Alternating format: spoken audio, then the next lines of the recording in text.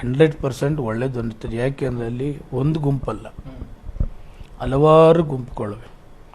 ಒಬ್ಬರು ಮುಖ ಒಬ್ಬರು ನೋಡದೇ ಇರೋ ಇದರಲ್ಲಿ ಇದ್ದಾರೆ. ಇವನ್ ಕಂಡ್ರೆ ಅವನಿಗಾಗಲ್ಲ, ಅವನ ಕಂಡ್ರೆ ಎಲ್ಲ ಪೊಲಿಟಿಕಲ್ ಪಾರ್ಟೀಸಲ್ಲಿ ಇರ್ತದೆ, ಇರೋದಿಲ್ಲ ಅಂತ ನಾನು ಹೇಳೋದಿಲ್ಲ. ಬಟ್ ಇಲ್ಲಿ ಹೈಯೆಸ್ಟ್ ಇದೆ.